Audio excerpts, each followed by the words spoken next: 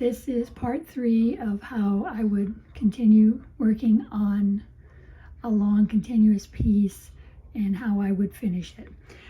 I'd say I've finished all the way down to the bottom and I want to make it longer. So I usually would go ahead and get the next set done, or as far as I can go, and let it set for a few hours or overnight to kind of help seat the actual design. Then you would take all the pins out. I usually start by taking out the pins in the middle first. But you wind up taking all the pins out.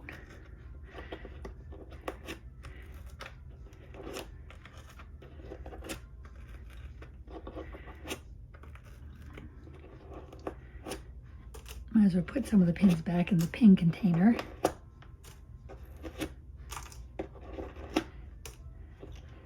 Now the ones you have to kind of be careful of is these down here, because these are not really seated tightly because they're loose, because this is where the next set of stitches you're going to do.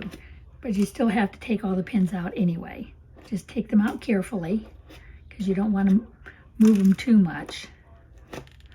Let me move this over here, be a little easier.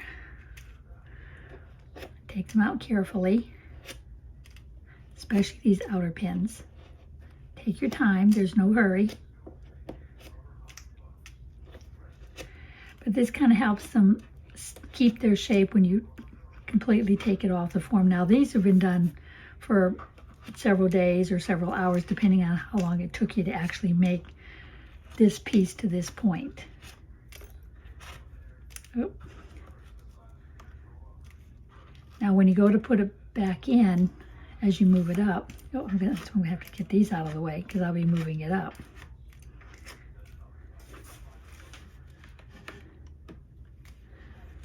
Just take your time. You don't want to mess up where you're going to stick the pins back in.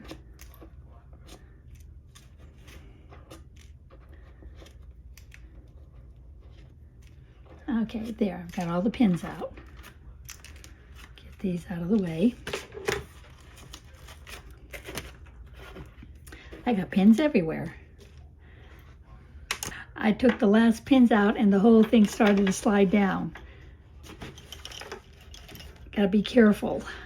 Just bring them all the pins back up on your board. Let me take this out, because you're going to have to realign your pins, but the bobbins will fall back into place. But you take your work and slide it up to the top again, however far up you need to take it. And then start putting some pins back in. So you would start with this one. I would put this one in first here. And then this one will go here. I'll enlarge this a little bit. It might help you be able to see what I'm doing. Bring it down a little more. There we go.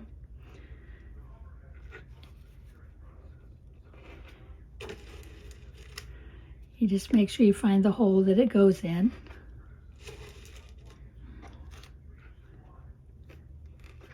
You don't have to do every single hole, but you want to have a good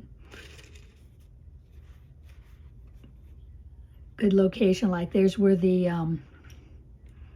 spider is. So I'll just hold the spider in place. So then you would find where the next bunch goes, like this one would go here. Some are real easy to find where they would go in. Others, like this one, is not exactly in line, so you have to kind of tease it in. I usually put the needle on an angle, then set it up right. And you just keep doing this all the way down. This one looks like it goes there. This one, I found by letting it set in rest for a little bit, most of these stitches stay where they need to stay, right on top of one of the little pinholes. Some kind of fall out of place, like this one needs to be stretched down a little bit. But you gotta at least do that bottom line, because you want to be able to continue with your design.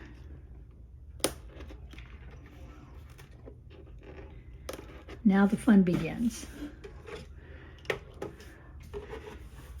let me put my cushion back underneath so I have a slight angle. Then you gently slide your pins down, or your bobbins down. Now you know the red ones will be on the end, but just take your time, because sometimes the last ones you knotted, your last cross and twist you do, you may have to take them out. That's why you want to at least go up a little ways and get the pins in the holes where they should go. The dots, I call them dots, don't know why, but I do. This one looks like it's still in good position, so I'll use it. This one's in good shape, so I'll use it. This one is the corner one. I definitely want to make sure my fan ones are in good shape.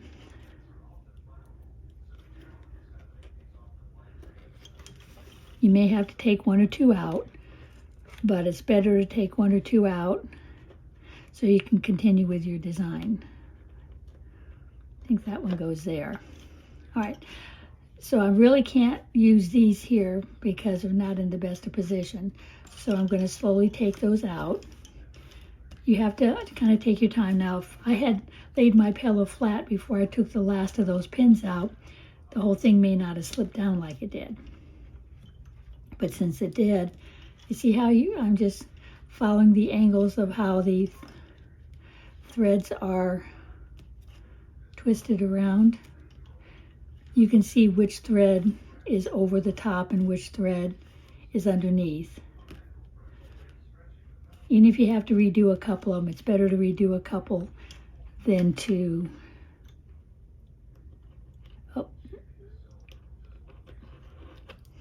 try to work off of one that may not be in the best position. Because if it's off, it'll always be off and you'll never be able to get it back. That's why when I do this type, I like to do it on the rotary pillow, because you never have to actually take your project off your pillow. You just keep turning the wheel and just keep moving around and around and around. There's one right there I could put back. There, that one I could put back. Let's see how these look over here. Well, it looks like I'm taking this one all the way out. Let's check this one. I think I'd be safer taking these out and then putting them back, because you can always tell which goes where. I showed you earlier how you can line them up and see where everything is. So far, so good. Just taking my time, no hurry. Let's see, this one doesn't belong there.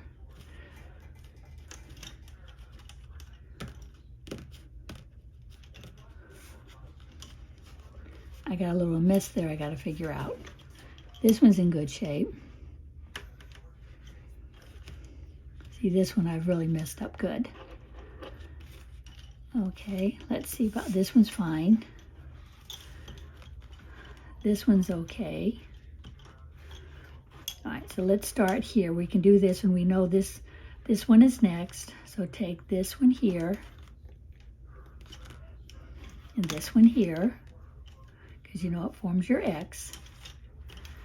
Cross, twist, get a couple pins here.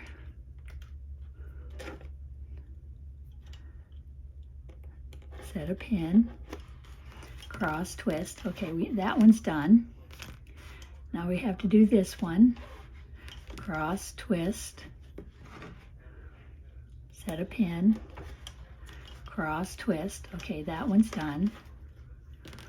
Now we need to do this little guy here. Cross, twist, cross, because this is your edge piece.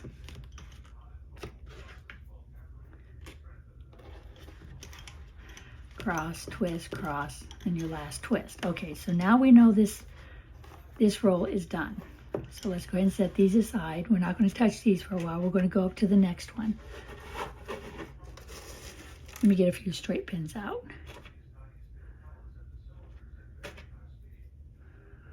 I wish it hadn't slipped down. It would have been so much easier, but when it happens, it happens. You can't save it from sliding once it gets started. And like I said, I should have laid my pillow flat, then it would not have slipped down like it did. And I wouldn't have had a mess to deal with. Okay, let's roll these down a bit.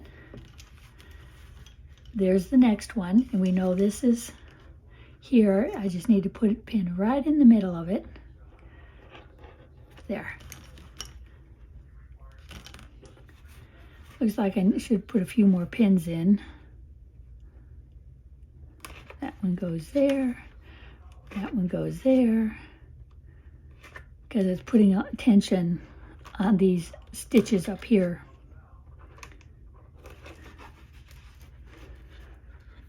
And you can set pins randomly in wherever you think you might need one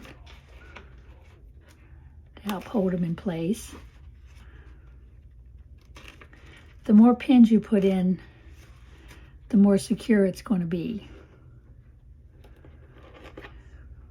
That should hold it for a little ways. All right, so now we're going to do this one. So let's slide these out of the way and concentrate on these. Oh, that one needs to have the cross put back in it. Let me get some more pins out. Boy, you sure use pins fast.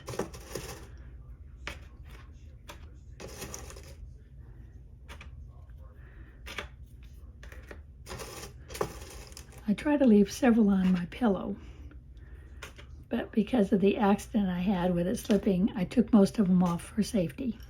All right, so cross twist, set a pin, cross twist. All right, we work our way down, just like always.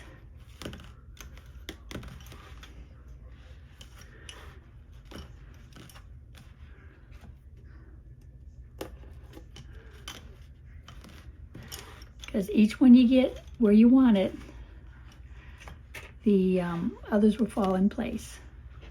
You just have to take your time and watch what you're doing.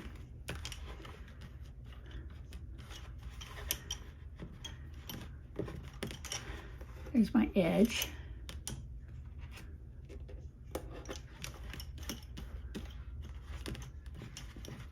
There. Okay, set those aside. Now we come back over, take our time. Now we know this be the next one, so we have to check and see, okay, this one's it. That one needed twisting, and that one's already twisted.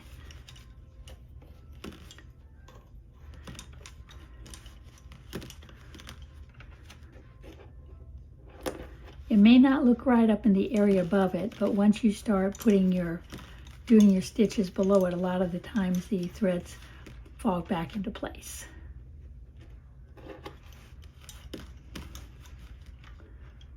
See, I got an issue right there, but we'll work on that issue when I get to it, because I know all these are falling into place.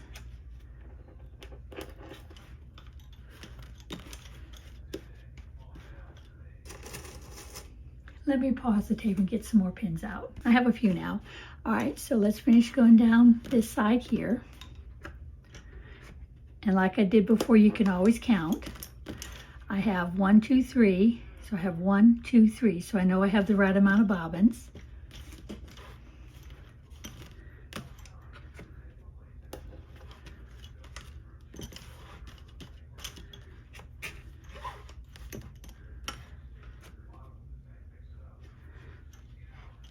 I lost one. Where did it go? Oh, I missed the hole right there. How do you like that? I knew something was wrong, because I did my count and I knew I had the right amount. Instead of putting the pin up here, I put the pin down there, and that's how I lost my positioning. Get it undone, then I'll be able to work with it a little easier. Okay, so I got 1, 2, 3. 1, 2, 3. So I knew I had the right amount of bobbins. It's just when you put your pin in the wrong spot, it sure messes up your alignment. Now I'm back on track. Extra twist because it's the end.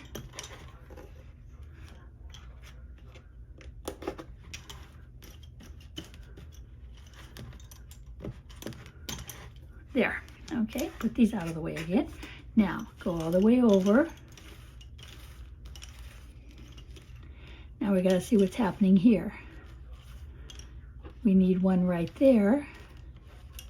This is where I got my little mess going.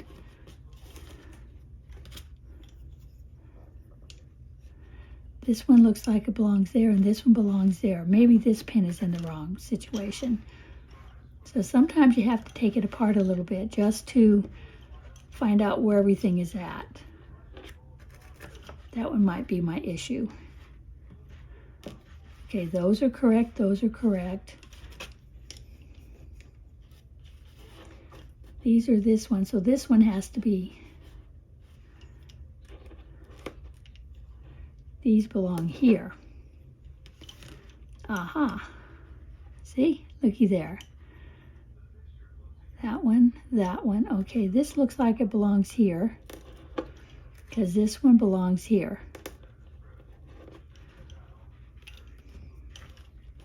So now this one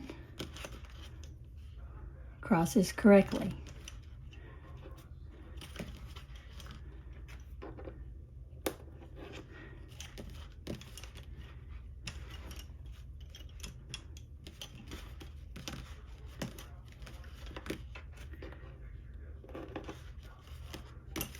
There we go. I just had one pin in the wrong spot. Or should I say, yeah, one pin in the wrong dot. There you go, one pin in the wrong dot.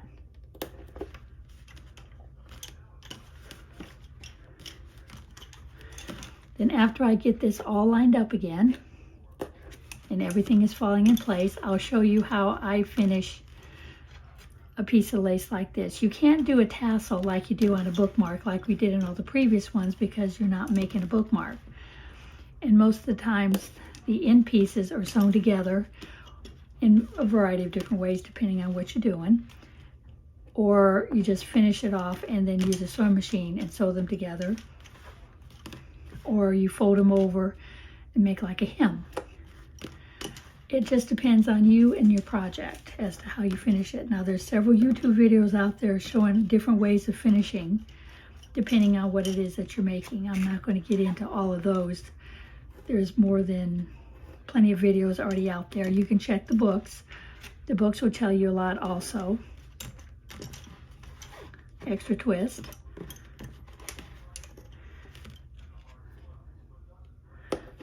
I'm just trying to give you some of the basics. And once you get your basics down, the rest does start to kind of fall into place. Now these are, okay, I got the spider coming up, and I'm not going to be doing the spider, but I need to at least get these in proper sequence. Okay, see now I'm missing that one there, so I got to figure out where that one is. And it has something to do with these, I'm sure. So let me undo these. Okay, there. That's, I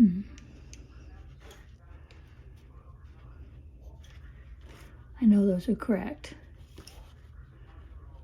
This one goes here. Let me undo these.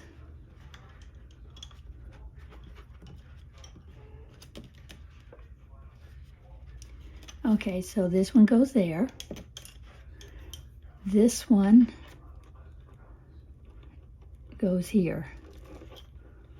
There. Oh, I didn't catch it right. I'll just put it out that way. Okay, so I know this one and this one will go together.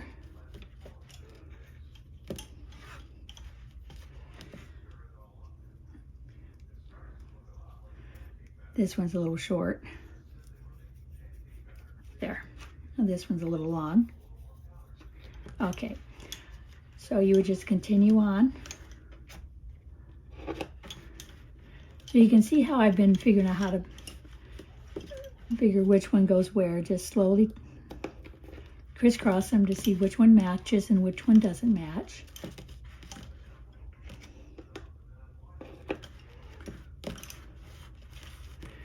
Now I'm not taking this all the way to the bottom. I want to kind of go this way. So I may have to take some of these out because I want to make it kind of like a straight line across.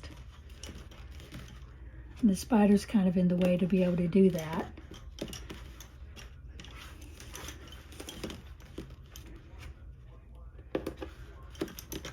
Okay. So what I'll do, I'll leave these for now, but I'm going to take this out up to this point. But I want to get over here to where this is and see if I can get this to line up.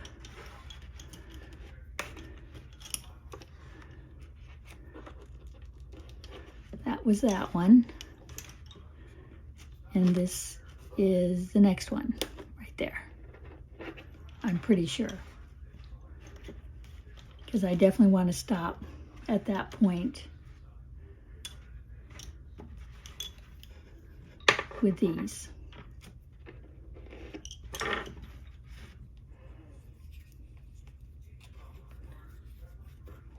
All right, we're almost done.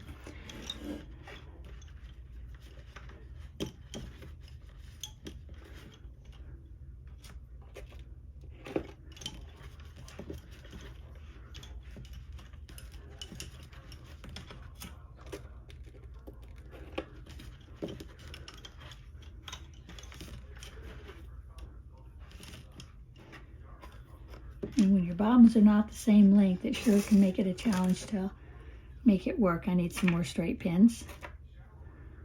Boy, it's surprising how many straight pins you use.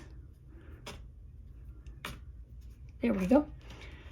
All right, let's, oh, we got a mistake here of some kind. We're missing one right there.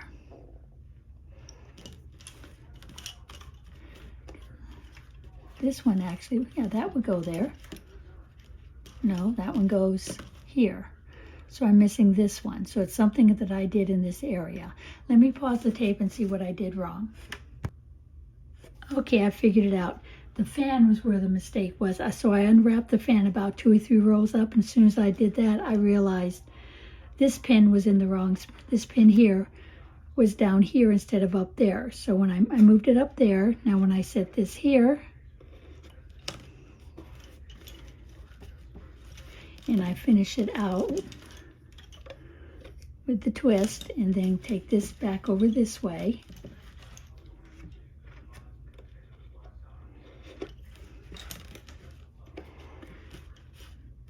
See, now I have them in the right spot. That's all it was. See, this one goes over here.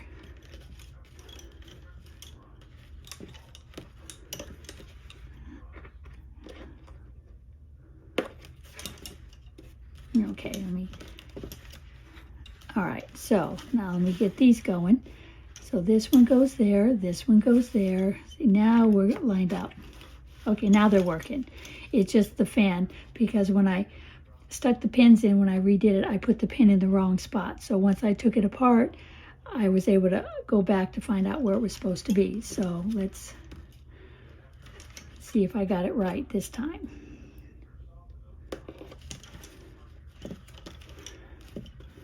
And this one goes here. It just takes a little bit of time. Sometimes you have to unwind it a little bit or go back a roll or two just to find out where you were at. Let's see, now they're all lining up.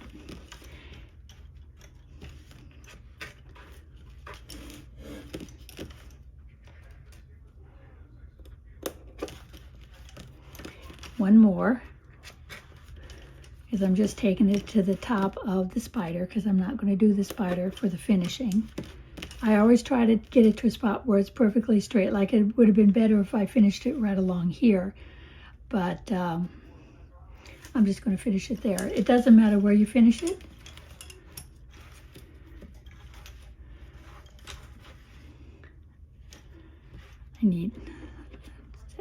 I just pulled the pins out. I'm so sorry. Okay, let's do that.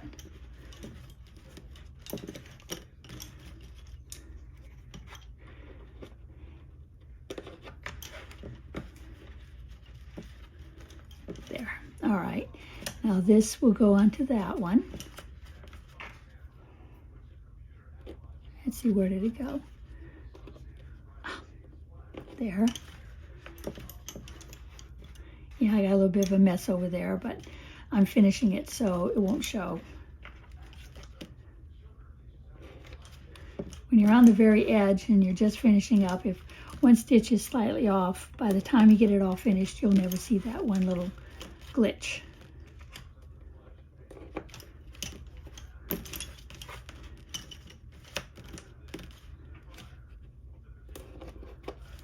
There, okay, that's as far as I'm going to go because I'm not going to start into this fan. And I've already unraveled these over here like I said I was going to do, except for a couple of them. I want to take 2 more out. I want to take this one out.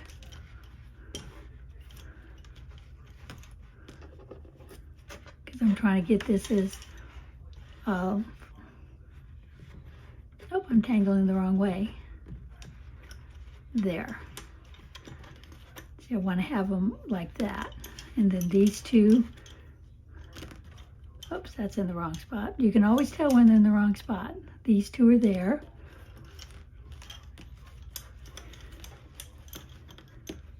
This one will have to be finished. And see, those 2 are there. I'm going to have to put one in the middle of the spider there so I can finish this one to make it. Okay, so there, that'll have to do. It just wants me to keep going.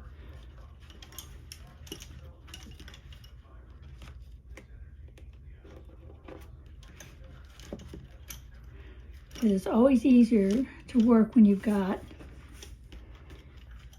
even pairs. All right, so let's go back over here. So what you do is what they call a square knot. Let's go back to the first ones. So right here, you would do a square knot with these 2. It's hard to work with pins when they're short. You do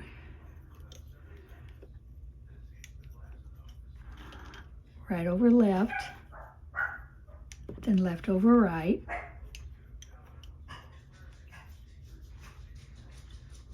and that one's done. Put it off to the side. Now grab the next one, do the same thing, right over left, left over right. Now you can take the pins off if you want, but then you won't have any weight to hold them in place. Okay, so those 2 are done. So now we grab the next one. I always have to unwind it a little bit. Okay.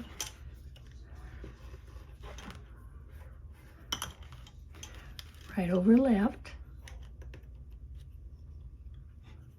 and left over right.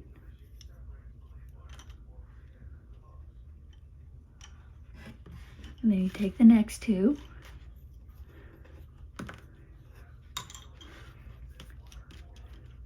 Right over left, and left over right.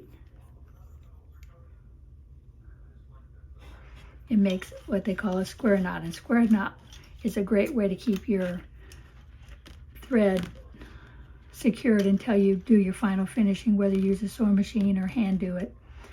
All right, so let's get these 2 done. I like to have them kind of separate. I don't like to have them twisted when I do this. Give myself a little more tail. Okay, right over left.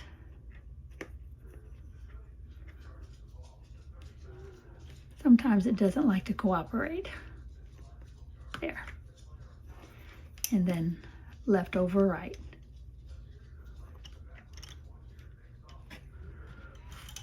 Now you can do it with 4 instead of 2 if you like.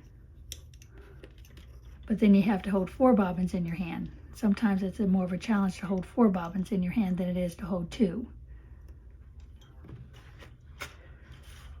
Get these held out of the way.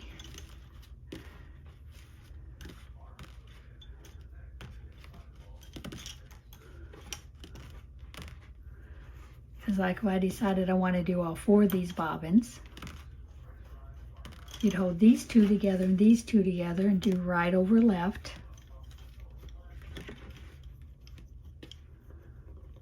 I just have a hard time because they always catch on each other when I do it this way.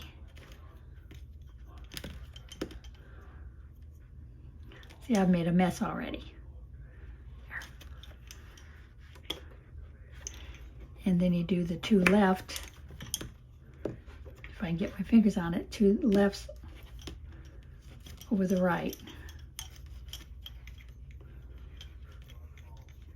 To me, this is a little more cumbersome.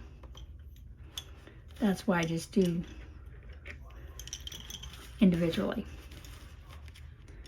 If you're more ambidextrous than I am and you can handle 4 bobbins at once, please feel free and go ahead and do the 4 bobbins at once. I just do better when I do 2 bobbins at a time. Right over left.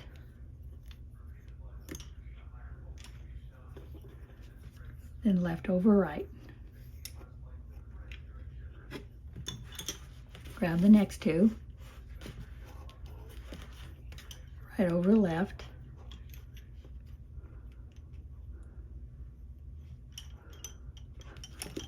These are really tangling. There. There. I'm going to add one more knot. I'm not sure if I did all the knots or not. I'll add one more just to be safe. Okay, now we'll go to the next 2. We're just about done here.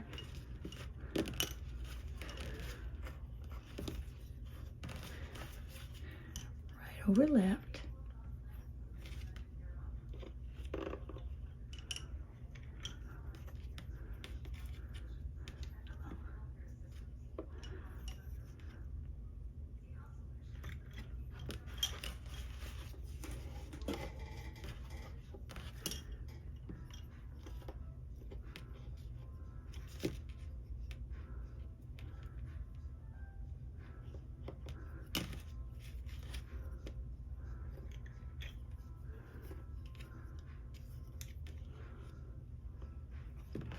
I say you can take the bobbins off if you're more comfortable without the bobbins. I just like to do them because it leaves a little bit of weight and keeps all the threads taut and out of the way.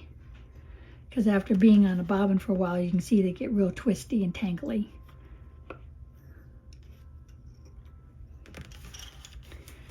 Now this one, they're on an angle, so I'll just make my knots going up on the angle. But I try to do them all straight across because then it has a nicer finish because they're all at the same level or location. And you can roll them over to make a hem if you like.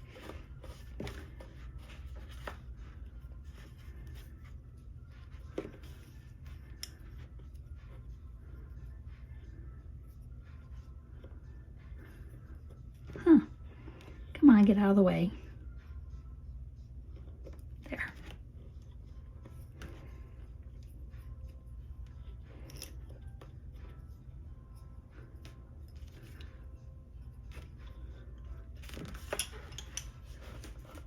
Down to 4 or 6. Definitely making headway.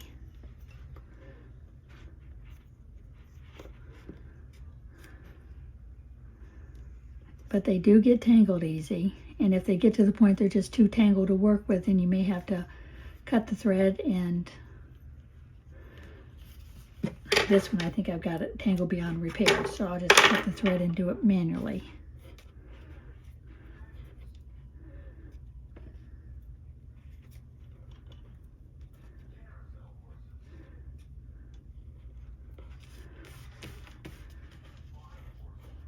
So see, you can do it without the bobbins on it, but I just find the bobbins make it just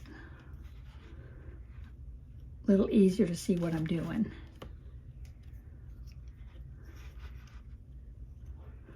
All right, last 2.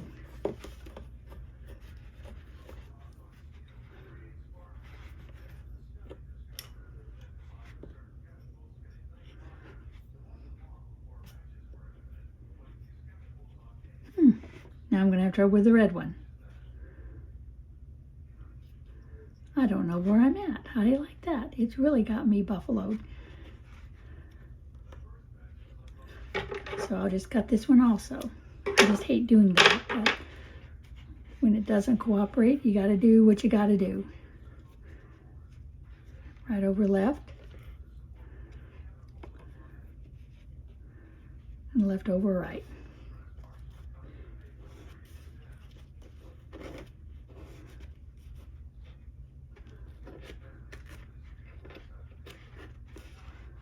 There. Okay. Now you have them all done. and they're all tied, so they're all secure. They're not going to go anywhere. Now at this point, to keep from tangling any more of a mess, I like to take all my straight pins out, except for the last few, because the last few you want to keep in there as anchors.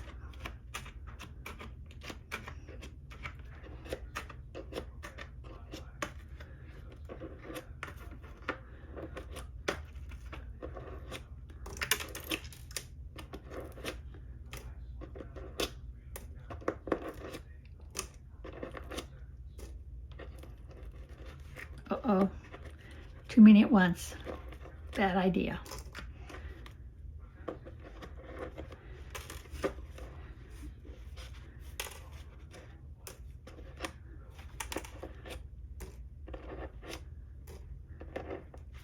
Okay, now we're down to the last few. So these you have to take your time with. Let me get this off, because that's what happened last time. I forgot to lay it flat and all my bobbins pulled everything down and I lost control, and that's why I had that big mess right here in the corner. If I had done this the first time and laid everything flat like I have now, there's no tension on the bobbins. As you can see, I can take my hand off and they lay flat, and I could have just slid them up just like that, and everything would have wound up where it belonged. So at this point, you would take your scissors, just cut across your tails, just to separate your bobbins. You pull this off so we can actually see what we're doing.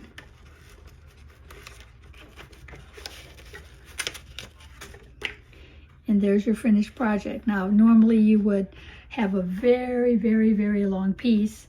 You could fold it up and connect the two together. Or you could have connected it together before you took you could have connected the red here up into the red there. You take a very tiny crochet hook and grab the red from here.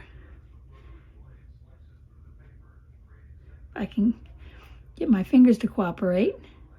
Now normally you'd have a very long piece to do this with, but you would bring your one thread up through, and then you would tie it off, and that would join it together. So you could do that, but that would be if you have a nice long piece that you can make a circle and sew it onto a pillowcase by doing it that way, or gathering up your corner pieces here, gathering up on the corner like this a little bit, and making it round so you can put it on a round doily. So there's a lot of different ways you can do that, but this is how you would finish it off. Now, if you want to be safe, you can always put another bunch of knots on it along here if you like, extra knots.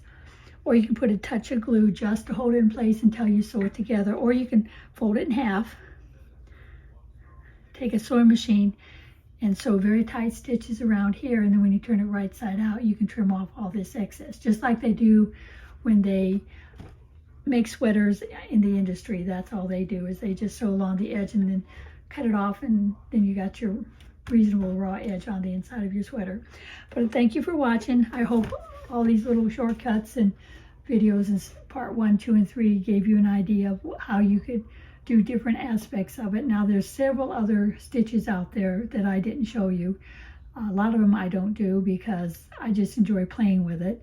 I'm not a serious bobbin lacer because I also cross stitch, crewel, needlepoint, crochet, tat. I've got quite a few that I like to do, so I just enjoy playing with it, and I hope you do too. And if you like what you see, please subscribe to my channel, hit notifications so when I do my next video, you will get to see it. If there's something you'd like to see me do or show, please leave it in the comments, and I will do my best to make one for you so you can see how I do whatever it is that you're requesting. But I also want to say thank you for subscribing. Thank you for being a loyal member. I appreciate everybody that watches my videos. And I'd like to welcome the 2 newest young ladies that stopped by my shop a couple of days ago and seen how the bobbin lace works. And I'm hoping that they will continue and excel over me and do all the different stitches that I haven't learned. But I wanted to thank everybody also.